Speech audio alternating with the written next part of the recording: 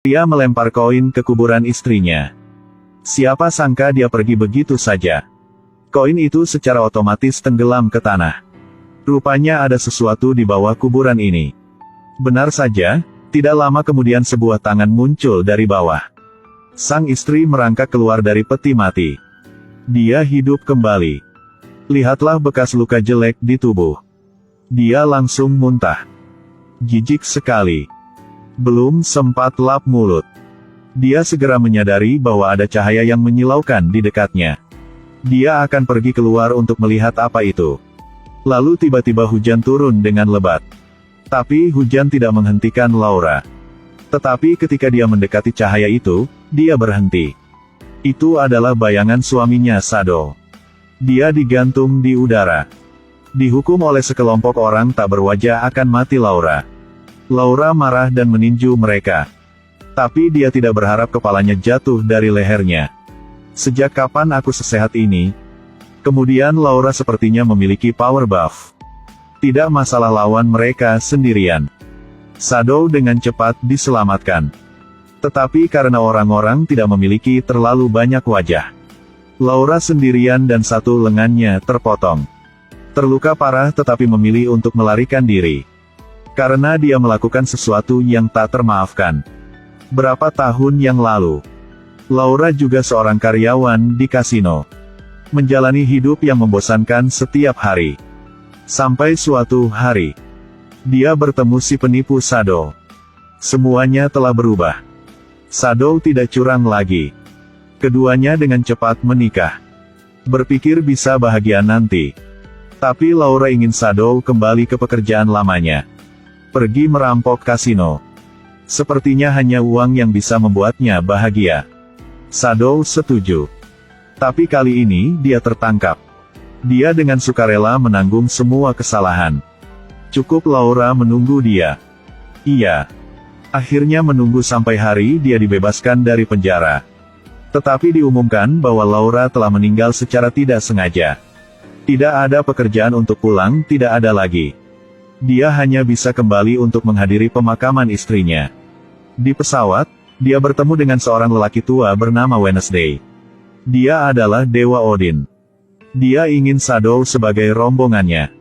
Shadow mengira orang ini tua dan aneh, jadi menjauhlah.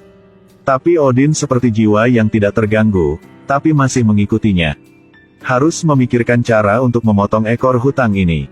Shadow bermaksud menggunakan trik yang paling dia kuasai untuk mengelabui orang tua itu.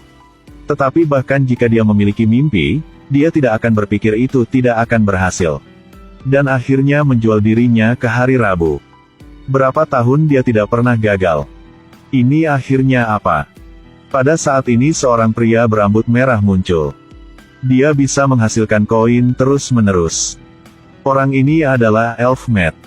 Juga bawahan Rabu. Tapi dia arogan dan tidak sopan dengan wajah seperti ingin ditinju. Pertarungan tak terduga terjadi. Keesokan harinya, ketika Shadow bangun, dia mendapati dirinya terbaring di dalam mobil. Dia memiliki koin emas di tangannya, dia bisa memenangkan pertarungan. Dia akhirnya berhasil sampai ke pemakaman istrinya. Tetapi diberitahu bahwa sebelum dia meninggal dia masih bermain-main dengan teman-temannya. Mengapa tidak membawanya? Dia tidak bisa memahaminya sehingga dia melemparkan koin ke kuburan. Tapi dia tidak tahu bahwa hidup akan berubah dari sekarang. Pria ini melihat sesuatu yang bersinar di rumput. Uang yang mendekat adalah kotak logam yang bersinar. Dia akan mendekat untuk melihat dengan jelas ketika kotak logam terbuka secara otomatis.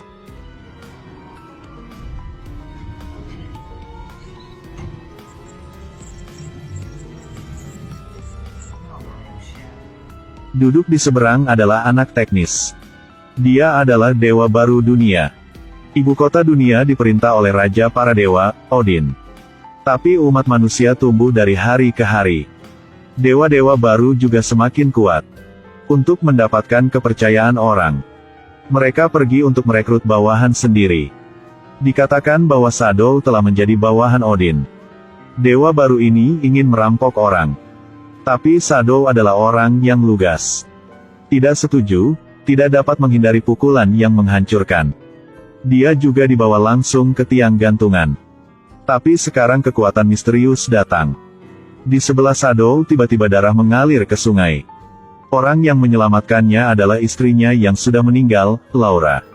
2 hari yang lalu dia mengalami kecelakaan mobil. Ketika dia membuka matanya, dia menemukan dirinya di dunia lain. Menunggu adalah dewa kematian.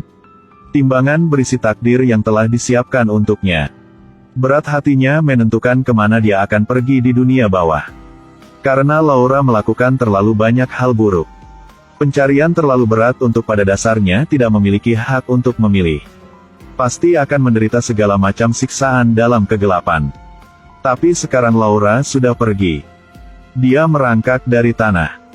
Hanya karena Shadow menjatuhkan koin di kuburannya. Ini koin keberuntungan Matt.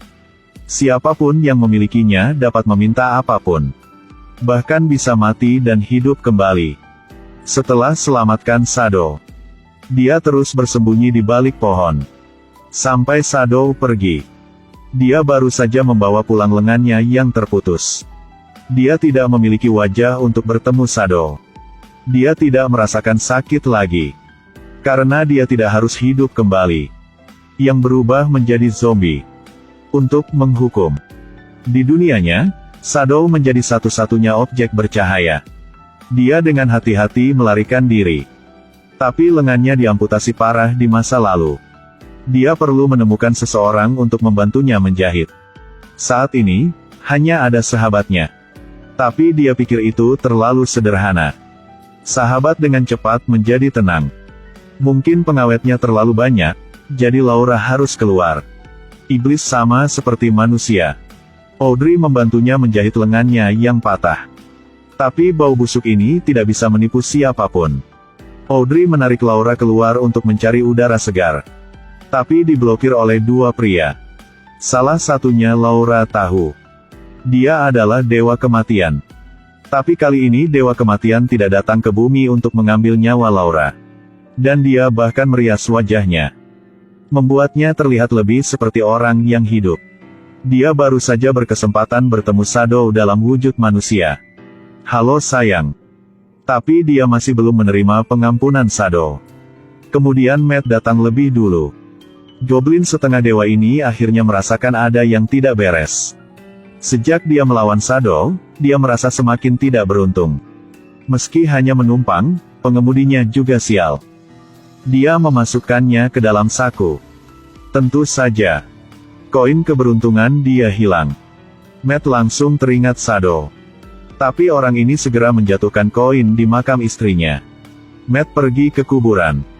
Tetapi ketika menggali peti mati, menemukannya. Tubuh di dalam telah menghilang.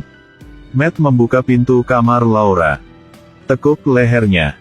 Melalui saluran pencernaannya. Matt melihat koin keberuntungannya bersinar. Tapi sedetik kemudian hanya menggunakan 1 jari. Laura bisa membuatnya terbang. Laura memperingatkan Matt. Koin keberuntungan adalah milik dia. Matt tidak menurut. Koin ini jelas miliknya. Pada titik ini, jelas bahwa dewa ini memiliki sedikit masalah mental. Sulit dipercaya. Bahkan jika dia setengah dewa, dia masih bukan tandingan Laura. Matt membuat banyak koin. Ingin berbicara dengan Laura. Tapi kali ini tidak hanya gagal, tetapi juga mengungkapkan rahasia penting. Koin keberuntungan pada dasarnya tidak mungkin untuk diambil. Kecuali Laura mengambil inisiatif untuk mengembalikannya. Tapi kata-kata Matt selanjutnya membuat Laura berkeringat dingin. Meskipun dia bergantung pada koin untuk hidup. Tapi dia hanya mayat. Tidak peduli apa pemeliharaannya. Daging di tubuhnya cepat atau lambat akan membusuk. Di musim panas yang panas ini, tubuh membusuk lebih cepat. Tidak ada pelindung tubuh. Koin alami akan lebih mudah diambil. Laura baru saja ingin mengatakan sesuatu. Kemudian Matt mendorongnya langsung ke bak mandi air panas. Pada titik ini, polisi datang. Laura menggunakan langkah terakhir untuk membunuh kematian. Matt memiliki 100 mulut yang tidak bisa disangkal. Hanya bisa ditangkap polisi. Saat ini, ada Odin dan Shadow di dalam benteng. Sejak Shadow bertemu Odin, hal yang aneh tidak pernah berhenti. Yang pertama tiba-tiba dipukul.